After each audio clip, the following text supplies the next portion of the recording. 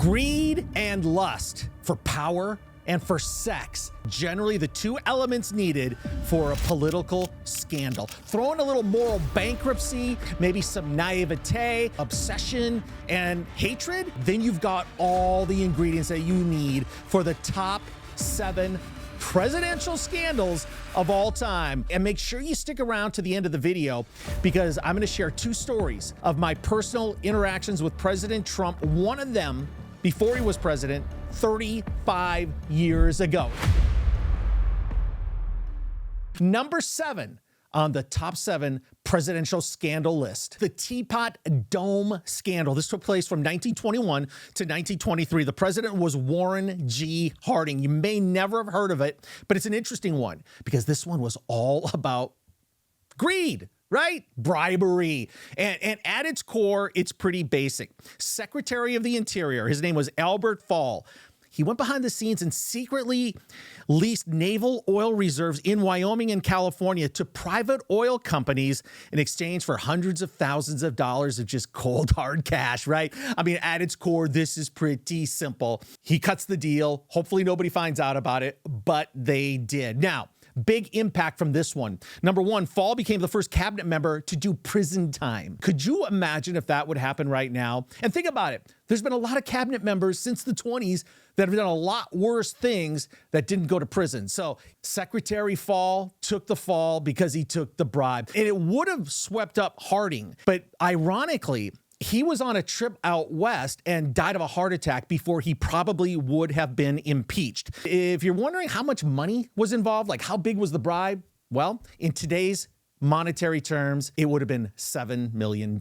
As for Harry Sinclair and Edward Doheny, those were the oil men. They actually got off. They didn't have to do any prison time at all. It's interesting how they got busted. A rival oilman saw trucks being loaded up with drilling equipment. They dropped the dime, and the rest is history. All right, number 6 on the list, the Iran-Contra affair. Oh, if you were alive in the 80s and 90s, man, you heard all about this. It was everywhere. A lot of military officials, a lot of stuff people didn't understand, a lot of news coverage, and it was President Reagan that was smack dab in the middle of this scandal. Senior Reagan administration officials secretly facilitated the sale of arms to Iran, which was under an arms embargo at the time. Now, they used the cash to fund the Nicaraguan Contra rebel group. Now, this was big because this scandal raised the question of just how involved President Reagan was. How much did he know?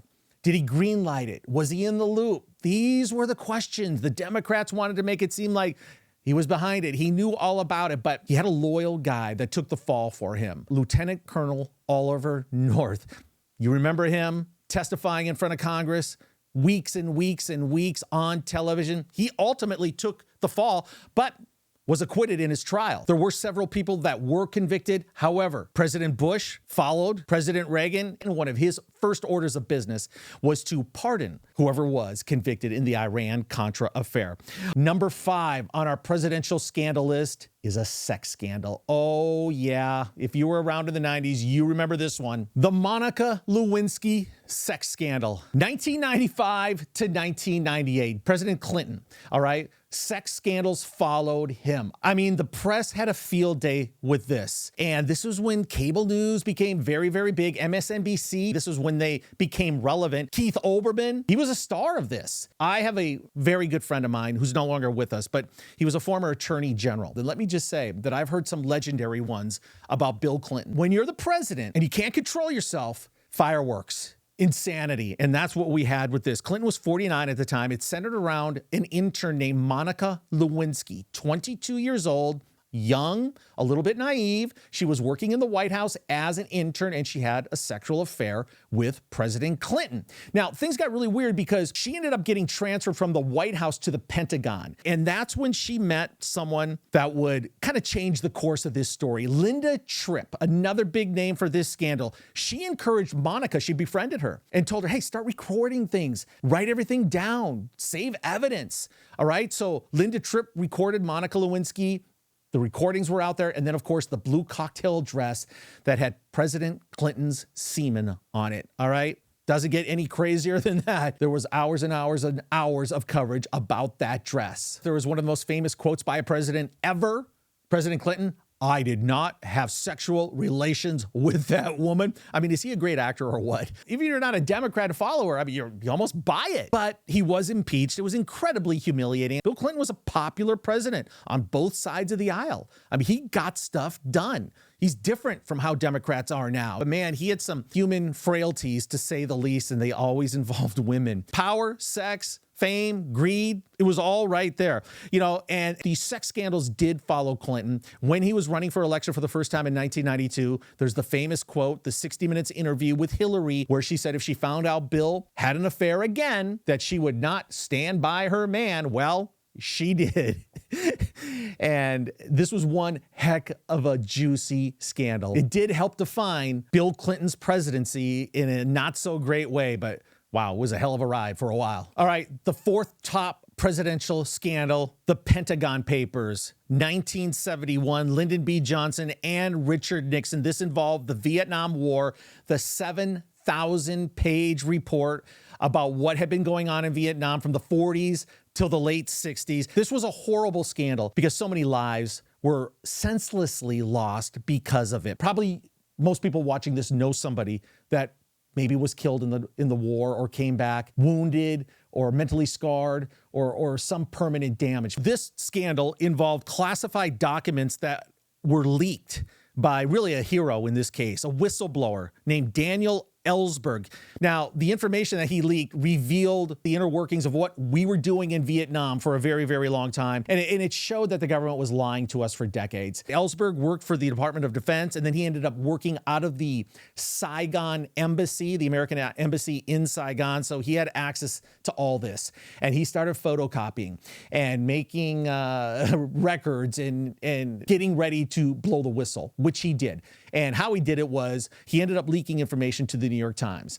And this was a very, very, very intense time in the media. A lot of people did not want this information out there, understandable. And there was great rivalries in the media back then too, especially with big newspapers. This is back when people actually believed mainstream media, where newspapers like the New York Times and the Washington Post weren't just propaganda machines. They actually reported news. They actually broke stories. And it's these types of stories that they were really good at. That movie, The Post, a great movie. It came out in 2017.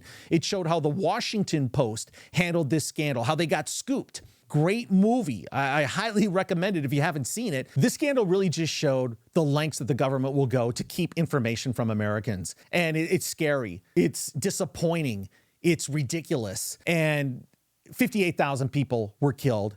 Countless others dealt with the ramifications of fighting that war for years and years and years. So this scandal blew the lid on what was really going on in Vietnam. Number 3 on our list is the IRS scandal. Ooh, just saying IRS scandal sounds scary. IRS, Internal Revenue Service. This took place from 2010 to 2017. President Barack Obama was in charge. And you know, when you're a two-term president, fight a lot of battles, you get a lot of enemies. One of his apparently was the Tea Party group, a conservative political group that had tax-exempt status. So apparently the Democrats sent the IRS at 300 plus Tea Party groups around the country challenging that tax-exempt status and putting them under the microscope and causing a lot of sweat. The fallout was pretty dramatic. It led to congressional investigations, resignations of top IRS officials, and it truly damaged the public trust in the IRS. Not that there was a lot before that, but man, when you're thinking they could be weaponized, that's very, very scary. And it's not rare. This happens frequently.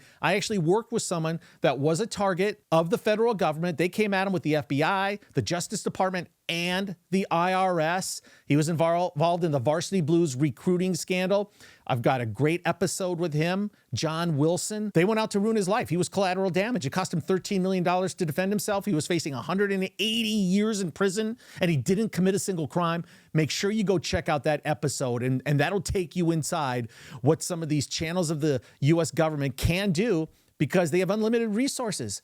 And there's nothing worse than having the IRS knocking at your door, and especially when it's targeted at your opponent, right? So this was Obama and his team going after the Tea Party group, a conservative group, and using the IRS and challenging their tax exemption status in a way to really, really seriously damage them. So in 2013, the IRS admitted that's what we did. We investigated these people improperly. So what'd they do? They apologized. They also paid $3.5 million to these 300 plus groups. So doesn't seem like that much for the pain that they caused. This next scandal on our list is the very definition of presidential corruption. Number 2 on our list, the Watergate Scandal, 1972 to 74. If you were alive back then, you know how big this was. It was so big, it interrupted soap operas on ABC, NBC, and CBS in the 70s. Yeah, a lot of ticked off housewives back then. All My Children, Days of Our Lives. Sorry. Watergate hearings trumped all that. The president at the time, Richard Nixon, another president from Southern California, who was very popular. When he was elected in 1972, what did he win? Like 49 states? Dominated. So off to a good running, but really a humiliating end to his presidency. So this scandal was all about a break into the Democratic National Committee headquarters, and really was all about the cover-up. There was a big cover-up after, and they always say the cover-up is worse than the crime, and this is Exhibit A of that. And the scandal began with the arrest of 5 men who broke into the headquarters on June 17th, 1972, into the Watergate office complex, hence the name, the Watergate Scandal. Nixon resigned on August 1974. Remember, of course, he had that famous line, "I am not a crook." You know, his presidency was just tarnished. His legacy is just different because of what happened, because of Watergate. Now, it's good to have friends in high places because in 1974, President Gerald Ford pardoned Nixon, so that was nice. Watergate, no doubt, set the standard at the time for presidential scandals, but recently, we got the biggest target of all in office from 2016 to 2020, Donald J. Trump, and the biggest scandal on our list involves him. Number 1 on our list of scandals, Russiagate. 2016 to 2019, really it almost started in 2015. This magnifies how tough President Trump was. Fought all of this off, kept his head held high, and somehow survived all this stuff that wasn't true. And it also shows the level that the opposition to him will go to. Doesn't matter.